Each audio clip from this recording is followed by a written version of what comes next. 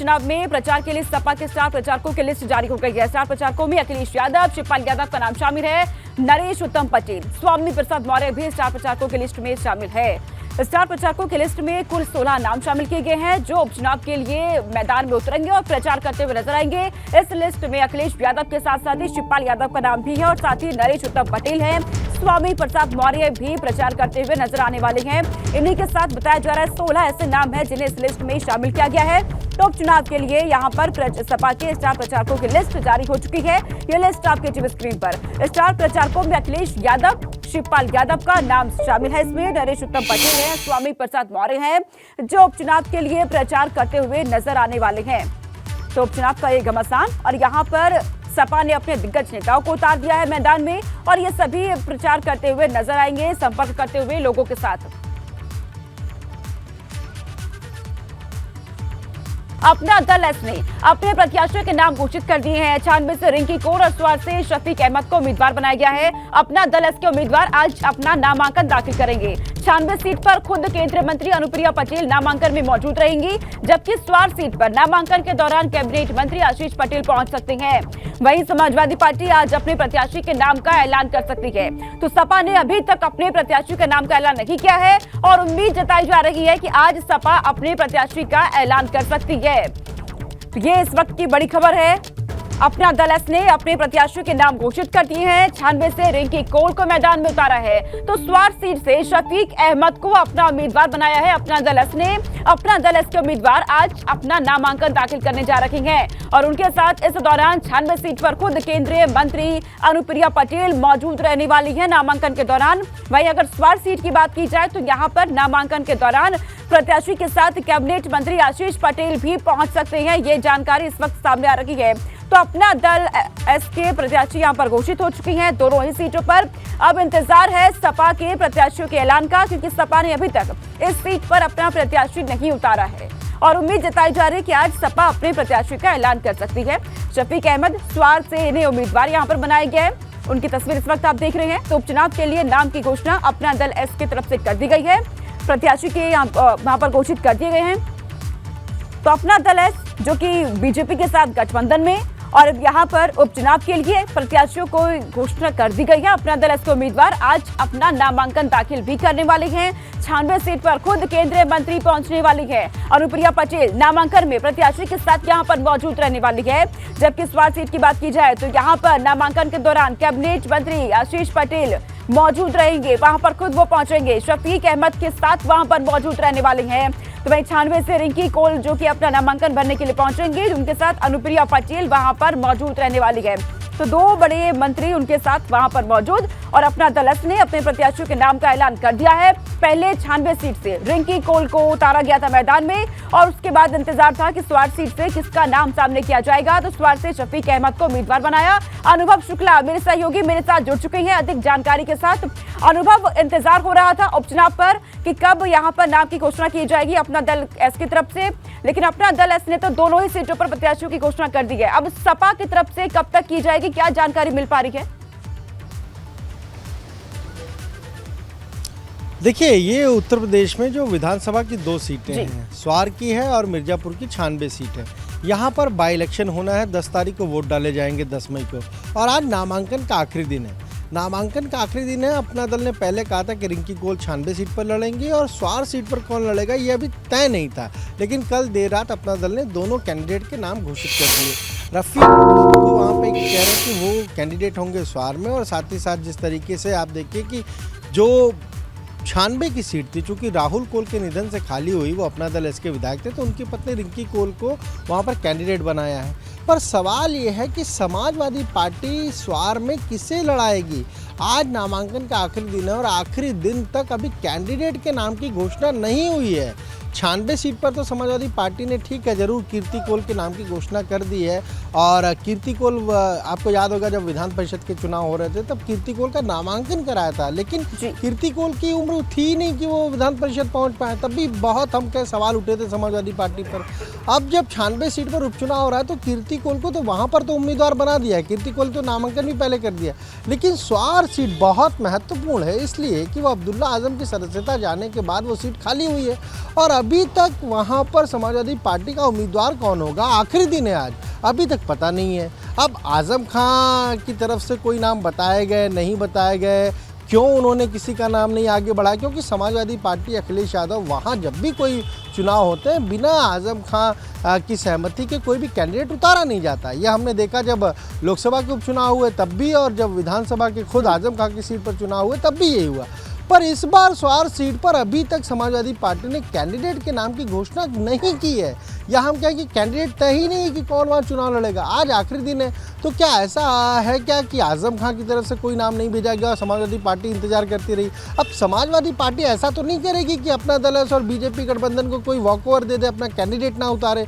आखिरी क्षणों में क्या कोई वहाँ पर जाएगा, कोई वहाँ नॉमिनेशन करेगा, ये बहुत महत्वपूर्ण है। और आज ये देखना होगा, जब तक नामांकन का पूरा समय है तब तक देखना होगा कि क्या समाजवादी पार्टी की तरफ से कोई जाता है, कोई कैंडिडेट उतरता है, कोई नामांकन करेगा या नहीं करेगा, या फिर आजम खां का ही इंतजार होता रहेगा कि वो जिसका नाम बताएंगे वही वहाँ पर उम्मीदवार बनेगा। तो अपना दल के तो दोनों उम्मीदवार आज अपना नामांकन दाखिल करेंगे, रिंकी कोल करेंगी और जो दूसरे जो पार्टी के रामपुर के जिला महासचिव उनको उम्मीदवार बनाए। इस बार अपना दल ने भी थोड़ा बदलाव किया स्वार सीट पर।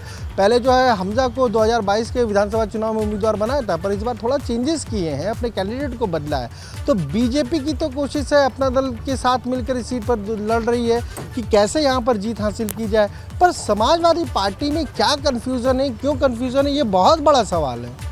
बिल्कुल अनुभव, और ये भी बात समझाइएगा क्योंकि आपकी नजर इस खबर पर बनी हुई है, तो अंदर खाने से क्या जानकारी आपको मिल पा रही है, क्योंकि जिस तरीके से निकाय में देखा जा रहा है कि समाजवादी पार्टी का जो फैक्टर होता था, एमवाई फैक्टर, उससे इतना चुनाव लड़ रही है, क्या ऐसा कोई नया प्रयोग इस सीट पर करने की कोशिश हो रही है क्या?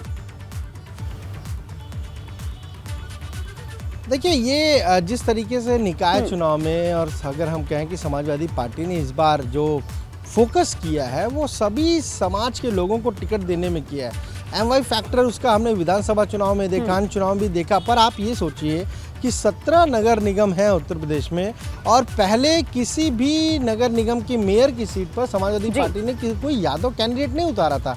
हाँ, थोड़ा विरोध हुआ तो जरूर गाजियाबाद में कैंडिडेट को बदलकर वहाँ पर एक यादव कैंडिडेट को दिया है। बाकी 16 जो नगर निगम है वहाँ पर मेयर के लिए अलग अलग समाज से लोग हैं, उनको टिकट दिया हुआ है। और देखना ये है कि स्वार सीट से समाजवादी पार्टी किससे उतारने जा रही है अंतिम क्षणों में, ये देखना दिलचस्प रहेगा। आप नजर बना के रखिए अनुभव, आपसे अपडेट हम लेते रहेंगे। फिलहाल बहुत शुक्रिया तमाम जानकारी हम तक पहुंचाने के लिए। आगे रुक करते हैं, इसमें खबर सामने आ रही है, सीएम योगी के गोरखपुर दौरे का दूसरा दिन है। सीएम योगी आदित्यनाथ ने गौ सेवा इस दौरान की है। सीएम ने गुरु गोरखनाथ की पूजा अर्चना भी की है। निकाय चुनाव को लेकर सीएम आज बैठक भी करने जा रहे हैं। भाजपा के पदाधिकारियों के साथ अन्य लोगों से मुलाकात भी करेंगे। तो आज बेहद अहम दिन, बैठक होने जा रही है निकाय चुनाव को लेकर। सीएम योगी आदित्यनाथ का गोरखपुर का दूसरा दिन दौरे का। सीएम योगी ने इस दौरान गौ सेवा भी की है, इसकी तस्वीरें भी आपके टीवी स्क्रीन पर। सीएम ने गुरु गोरखनाथ मंदिर पहुंच करके पूजा अर्चना भी की है। लेकिन निकाय चुनाव को लेकर आज भी कहा जा रहा है बैठकों का दौर देखने को मिलेगा भाजपा में। भाजपा के तमाम पदाधिकारी इस दौरान मौजूद रहने वाले हैं। अन्य लोगों के साथ सीएम योगी आदित्यनाथ की मुलाकात भी होने जा रही है और रणनीति पर यहां पर फोकस रहने वाला है निकाय चुनाव को लेकर, क्योंकि लगातार बैठकों का दौर जारी है। भाजपा के कई वरिष्ठ नेता जो कि बैठक कर रहे हैं और निकाय चुनाव को लेकर के मंथन लगातार जारी है कि किस तरीके से सभाएं की जाएंगी, लोगों से संपर्क किया जाए, और वहीं दूसरे चरण को लेकर के उम्मीदवारों के प्रत्याशियों के नामों को लेकर के मंथन लगातार देखा जा रहा है। तो सीएम योगी आदित्यनाथ जो कि गोरखपुर पहुंचे हुए हैं, दूसरा दिन आज उनके दौरे का, और इस दौरान उन्होंने सबसे पहले गौ सेवा की है, क्योंकि उनका देखा जाता है गौ के साथ एक बहुत ही अलग लगाव है। ये तस्वीर आप देख रहे हैं इस वक्त। वहीं सीएम ने गुरु गोरखनाथ मंदिर पहुंच करके पूजा अर्चना भी की है। अपने प्रदेश की कामना करते हुए हर बार नजर आते हैं वो, लेकिन इन सब के बीच निकाय चुनाव को लेकर सीएम आज भी बैठक करने वाले हैं। तमाम नेता इस वक्त वहां मौजूद रहेंगे, बीजेपी के तमाम पदाधिकारी वहां पर मौजूद रहेंगे, अन्य लोगों से भी मुलाकात तय है।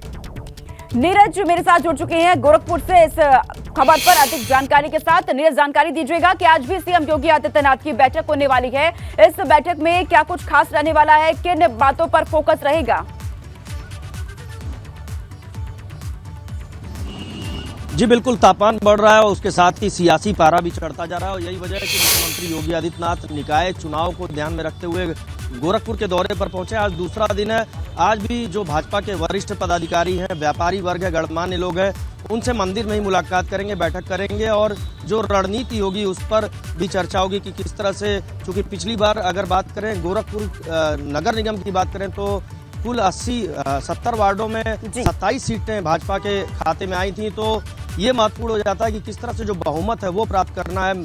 चौथी बार मेयर के कैंडिडेट इस बार चुनाव मैदान में, चूंकि 3 बार लगातार भाजपा के मेयर जीतते रहे और तमाम मुद्दे भी हैं जिस पर जो विपक्ष के जो प्रत्याशी हैं वो लगातार हमलावर हैं, चाहे वो सॉलिड वेस्ट मैनेजमेंट का मुद्दा हो, चाहे अतिक्रमण का मुद्दा हो और चाहे जल जमाव का मुद्दा हो। और जो प्रत्याशी हैं, विपक्ष के प्रत्याशी हैं, वो लगातार घेरने की कोशिश कर रहे हैं। तो इन सब चीज़ों पर, मुद्दों पर रणनीति तैयार की जाएगी और बैठक में जो खास होगा, मुख्यमंत्री ये गुरु मंत्र भी देंगे कि किस तरह से जो निकाय की चुनाव की नया उसको पार लगाया जाए। चूँकि कल उन्होंने कुशीनगर, महाराजगंज और देवरिया के साथ ही गोरखपुर की भी बैठक की थी। मेयर का जो पार्टी कार्यालय बना, चुनाव का कार्यालय बना, उसका उन्होंने उद्घाटन किया।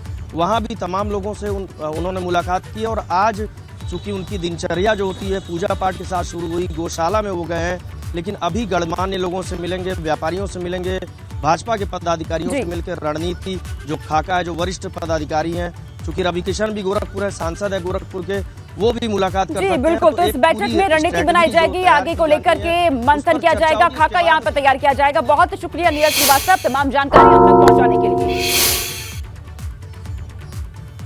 तो भाई, निकाय चुनाव को लेकर बसपा का बड़ा प्लान देखने को मिल रहा है। निकाय चुनाव में पार्षदों की ज्यादा से ज्यादा सीटें जीतने का लक्ष्य यहां पर तय किया गया है। जिला कमेटी से लेकर बूथ स्तर तक 4 कमेटियों का गठन कर दिया गया है। विधानसभा स्तर की टीम में विधानसभा अध्यक्ष, प्रभारी सचिव समेत कई पदाधिकारी मौजूद रहने वाले हैं। जिला इकाई के पदाधिकारियों की 30 सदस्यों की टीम, जिला इकाई में जिलाध्यक्ष, मंडल, जोन इंचार्ज, महानगर अध्यक्ष, महासचिव, प्रभारी शामिल रहने वाले हैं। निकाय चुनाव में बसपा की 4 टीमें प्रचार करने जा रही है। बसपा की हर टीम को रोज अपनी रिपोर्ट भी सौंपनी होगी। तो बसपा पूरी तरीके से प्लानिंग में यहाँ जुट चुकी है कि किस तरीके से ज्यादा सीटें जीती जाए। निकाय चुनाव में पार्षद की जिला कमेटी से लेकर बूथ स्तर तक 4 कमेटियां इसके लिए बना दी गई हैं और इन कमेटियों को कह दिया गया है कि ये हर रोज अपनी जो रिपोर्ट होगी वो सौंपनी होगी। बसपा प्रमुख मायावती को यहाँ पर ये रिपोर्ट सौंपी जाएगी, किस तरीके से डेली प्रचार किया जा रहा है, रोजाना किस तरीके से प्रचार हो रहा है, इसको लेकर के ये रिपोर्ट यहाँ पर बसपा प्रमुख मायावती को इन्हें सौंपनी होगी। कमेटी का अब यहाँ पर गठन कर दिया गया है, जिला से लेकर के बूथ स्तर तक की ये 4 कमेटियां और इन्हें ये जिम्मेदारी दी गई है प्रचार करने की। प्रचार इनकी तरफ से किया जाएगा निकाय चुनाव को लेकर।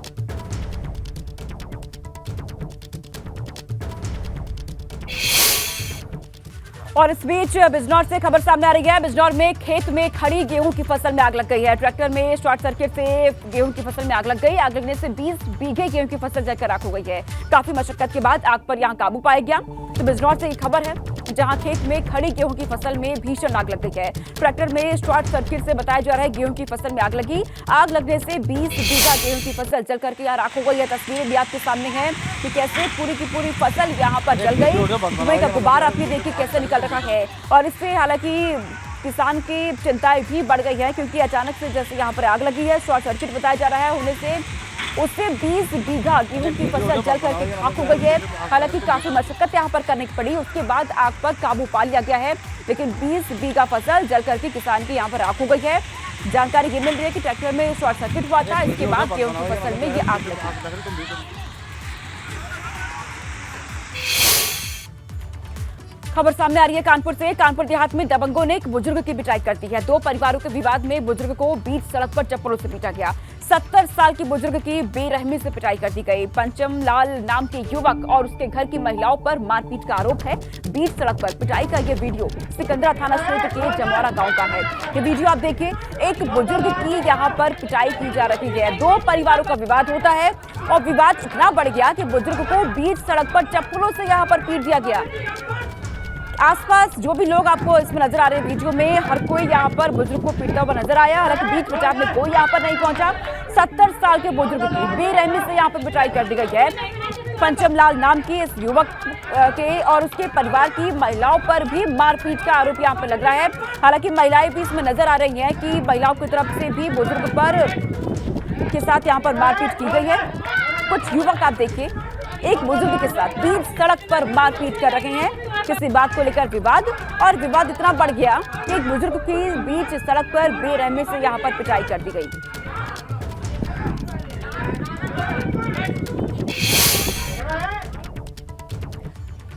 और इस बीच अतीक अशरफ हत्याकांड से जुड़ी बड़ी खबर सामने आ रही है। शूटर से पूछताछ लगातार जारी है। एसआईटी तीनों शूटर्स को अलग अलग बिठा करके पूछताछ कर रही है। तीनों शूटर्स हत्या की पुरानी स्क्रिप्ट दोहरा रहे हैं। शूटर सनी सिंह ने किसी भी आका की होने से इनकार कर दिया।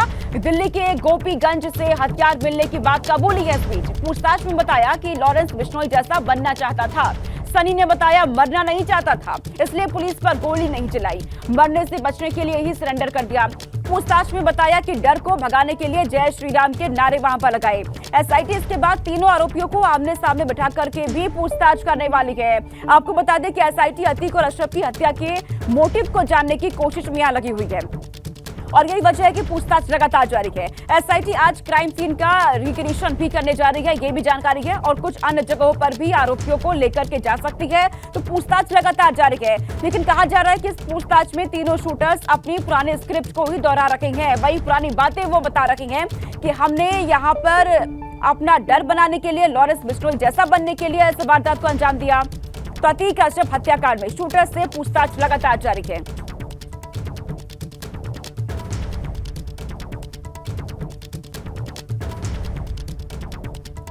तो शूटर सनी सिंह ने किसी भी आका के होने से हालांकि इनकार कर दिया। इस बीच जब पूछा गया कि किसके कहने पर ये सब कुछ हो रहा है, तो शूटर्स की तरफ से कहना है कि किसी के कहने पे नहीं, कोई आका नहीं है, हमने अपनी मर्जी से किया है, अपना डर बनाने के लिए, अपनी दहशत फैलाने के लिए। और इस बीच एसआईटी कहा जा रहा है कि पूरे सीन को रिक्रिएट करेगी और इन शूटर्स को अलग अलग जगहों पर लेकर के भी जा सकती है, क्योंकि लगातार पूछताछ जारी है इस पूरे मामले में। अतीक अशरफ की हत्या को लेकर के इन तीनों ही आरोपियों से पूछताछ हो रही है। बीते दिन इनकी पेशी भी हुई है और उम्मीद ये रही कि कई राज यहां से खुल सकते हैं, लेकिन ये शूटर्स वही बातें अपनी दोहरा रखे हैं जो बातें पहले उनकी तरफ से बताई गई। जब इनसे मकसद पूछा गया अतीक अहमद और अशरफ की हत्या का, तो वही बात इनकी तरफ से दोहराई जा रही है कि हमने अपना डर बनाने के लिए, लॉरेंस बिश्नोई जैसा बनने के लिए इस वारदात को अंजाम दिया।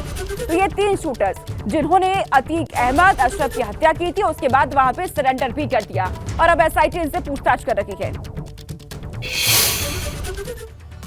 और इस बीच जानकारी मिल रही है कि अतीक अशरफ हत्याकांड की जांच के लिए न्यायिक आयोग पहुंचेगा। सबसे पहले घटनास्थल का मुआयना कर सकता है न्यायिक आयोग। एसआईटी से बातचीत करके घटनाक्रम की जानकारी भी ले सकता है आयोग। एफआईआर की कॉपी और दूसरे दस्तावेज की जांच भी करेगा आयोग। वहीं न्यायिक आयोग फोन नंबर भी जारी कर सकता है। इलाहाबाद हाईकोर्ट के रिटायर्ड जज जस्टिस अरविंद कुमार त्रिपाठी आयोग के अध्यक्ष है। यूपी के retired DG Subesh Kumar Singh team के सदस्य हैं। रिटायर्ड डिस्ट्रिक्ट जज ब्रजेश कुमार सोनी भी आयोग के सदस्य हैं। आयोग को 2 महीने में अपनी जांच रिपोर्ट सौंपनी होगी। 2 महीने का समय आयोग के पास है। ऐसे में आयोग एसआईटी से बातचीत भी कर सकता है, पूरी घटनाक्रम की जानकारी ले सकता है। सबसे पहले घटनास्थल पर पहुंच करके मुआयना किया जाएगा।